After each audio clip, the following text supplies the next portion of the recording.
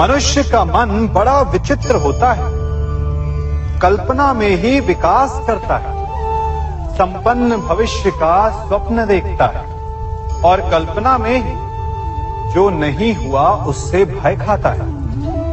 और यही भय मनुष्य का सबसे बड़ा शत्रु है। हमारे भविष्य के मार्ग में, हमारे आनंद के मार्ग में सबसे बड़ी बाधा है। अब आप लोग मुझसे पूछेंगे कि इसका तोड़ क्या है, भय से मुक्ति कैसे पाई जाए? तो ये प्रश्न आप स्वयं से पूछिए। तनिक सोचिए, जब आप एक सुंदर भविष्य की कामना करते हैं तो उसे पाने के लिए आप परिश्रम करते हैं ना? ठीक उसी प्रकार भय से मुक्ति पाने के लिए आप उससे लड़ जाएं और उसका निवारण आपको स्वतः ही मिल जाएगा। इसलिए जब भी भय आपको सताए तो उससे भागे नहीं, उससे घबराए नहीं, क्योंकि भय का काम ही होता है आपको भयभीत करना। इसलिए जब भी भय आप पर आक्रमण करे तो आप भी उस पर पहले ही आक्रमण कर दें। हम सब मित्रों के साथ रहना चाहते हैं, शत्रुओं से दूर रहना चाहते हैं। क्यों? क्योंकि हमें जीवन में आनंद पाना है, जीवन में आगे बढ़ना है, स्वयं को संपन्न देखना है। और यदि किसी से भी आप पूछेंगे कि जीवन में सफलता पाने के लिए सबसे अधिक आवश्यकता किसकी होती है, तो हर एक आपको लगभग एक ही उत्तर देगा। सफलता प्राप्त करने के लिए आपको सच्चे मित्रों की आवश्यकता होती है। परंतु यदि आपको और अधिक सफल होना है तो आपको केवल मित्रों की नहीं, शत्रु की अधिक आवश्यकता है। अब आप कहेंगे, ये मैंने कैसी बात कर दी? तनिक स्वयं सोचिए। जब भी संकट आता है तो मित्र क्या करते हैं? आपकी सहायता करने के लिए आपके साथ खड़े हो जाते हैं। और संकट के समय में शत्रु और बड़ा संकट बनकर हमारे समक्ष खड़े हो जाते हैं। मित्र हमें सहायता देते हैं, अपनी शक्ति देते हैं, परंतु शत्रु आपके भीतर छिपी शक्ति को बाहर लाता है, आपको और अधिक बलवान बनाता है। संगति या साथ, मित्र और साथी मनुष्य के व्यक्तित्व के लिए सबसे महत्वपूर्ण होते हैं। अब आप कहेंगे, ये कैसे? मनुष्य अवश्य अपने व्यक्तित्व के लिए उत्तरदायी होता है, परंतु मनुष्य संगति में ना चाहते हुए भी उसका व्यक्तित्व संगत की भांति हो जाता है। इन पात्रों को देख रहे हैं, मध्य में जल रखा है, इसमें दूध है और इसमें मलिन कीचड़ रखा है। यदि मैं इस जल को इस दूध में मिलाता हूं तो ये जल दूध बन जाता है, और यदि इसी जल को इस मलिन कीचड़ में मिलाता हूं तो क्या हुआ? ये जल कीचड़ बन गया। ऐसी कोई युक्ति नहीं कि जल बिना घुले मिले दूध या कीचड़ में अपना अस्तित्व बनाए रखे या उनसे अलग रहे। और ठीक ऐसा ही मनुष्य के जीवन में भी होता है।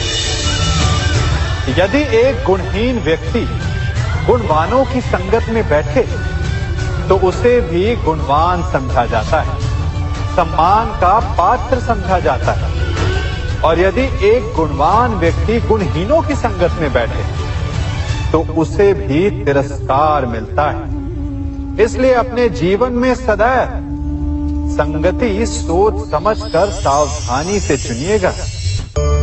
कभी खेत में किसी किसान को खेती करते देखा है? वो उसे सींचता है, उसे जोतता है, पशु पक्षियों से खेत की फसल की रक्षा करता है, परंतु एक बात का वो सबसे विशेष ध्यान रखता है कि कहीं खेत में खरपतवार ना उग जाए, क्योंकि एक खरपतवार खेत की सारी फसल को नष्ट कर सकती है। ठीक उसी प्रकार यदि वंश की कोई संतान खोटी निकल जाती है तो वो समूचे वंश का सर्वनाश कर देती है। इसीलिए संतान के लालन पालन में विशेष ध्यान देना आवश्यक होता है, क्योंकि संतान वो फसल होती है जो वंश के आने वाले समय को महान बना सकती है या फिर वंश का पतन भी कर सकती है। मनुष्य भी बड़ा विचित्र प्राणी है। अपनों से नीचे के स्तर के लोगों को वो हे दृष्टि से देखता है, उनका उपहास उड़ाता है, उनसे बार बार कहता है कि तुम्हारा कुछ नहीं हो सकता, तुम भविष्य में कुछ नहीं कर पाओगे। जब मनुष्य के पास धन, संपत्ति, मान होता है तो वो दूसरों का आदर नहीं करता, परंतु वो एक बात भूल जाता है कि उससे भी अधिक शक्तिशाली कोई अस्तित्व में है, और वो है समय। काल काल अपना चक्र कब बदलेगा ये कोई नहीं जानता। समय अपनी करवट कब लेगा ये कोई नहीं जानता।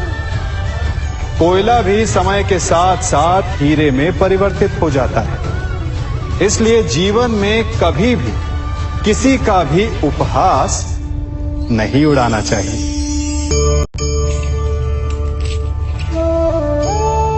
बड़ी विकट समस्या है। मुझे स्मरण ही नहीं हो रहा कि इस गुच्छे की कौन सी चाबी इस ताले को खोलेगी। बड़ी देर से प्रयास कर रहा हूं, परंतु ये ताला खुल ही नहीं रहा।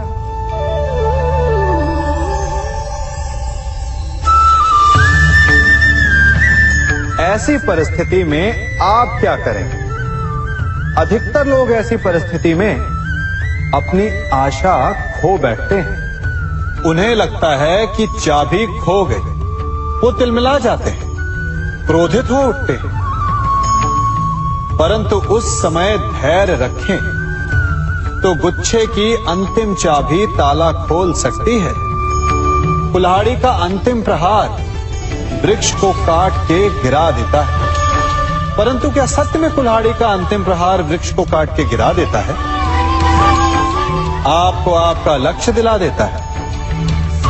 नहीं, आपका निरंतर प्रयत्न ही आपको सफलता दिलाता है। जब आपका मन निराश है तो अपने कार्य में दुगनी उत्साह से जुट जाए, क्योंकि अनावरत बहता जल ही कठोर चट्टान को काट सकता है। सफलता का मूल है परिश्रम, प्रयास और आशा। मनुष्य का जीवन ऋतुओं के समान होता है। आज ग्रीष्म तो कल वर्षा, परसों शीत। तनिक संकट आया तो हम संयम खो बैठते हैं, तनिक ऋतु बदली तो हम अधीर हो जाते हैं। अपने आक्रोश में, अपने क्रोध में हम उनसे ही संबंध बिगाड़ लेते हैं जो हमारे अपने होते हैं। क्यों ऐसा होता है ना? हमें लगता है कि हमारे अपने फिर से मना लेंगे, परंतु स्मरण रखिए, सदा ऐसा करना संभव नहीं होता। सागर की उछलती लहरों को तट सहता है, और यदि तट ही टूट जाए तो बाढ़ आ जाती है। हमारे संबंध भी दूध की भांति होते हैं। दूध तपकर उबल सकता है, परंतु यदि उसमें खटास आ जाए तो वो फट भी जाते हैं। और फटे दूध को चाहे जितना मत लो, उसमें से माखन नहीं निकलेगा। इसीलिए अपने संबंधों को संभल कर निभाना चाहिए। सम्मान। मनुष्य के जीवन में सम्मान का बहुत अधिक महत्व है। वो उसे अपने हृदय, अपने मन से जोड़कर रखता है।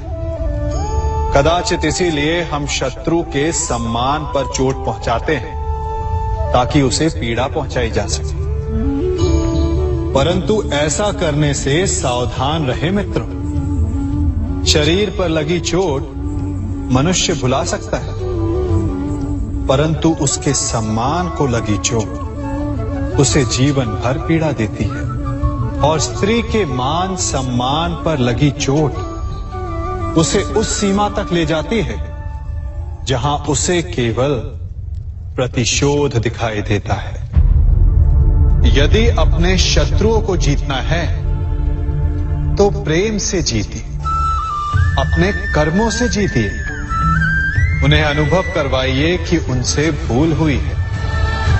किसी के सम्मान को ऐसी चोट ना पहुंचाइए कि वो आपका नाश करने पर उतर आए। स्मरण रखिए, किसी का अपमान करके आपके हृदय को कदाचित थोड़ा संतोष आ जाए, परंतु उस अपमान से आप कई हृदयों को आघात पहुंचाते हैं और अपने लिए एक शत्रु और बढ़ा लेते हैं।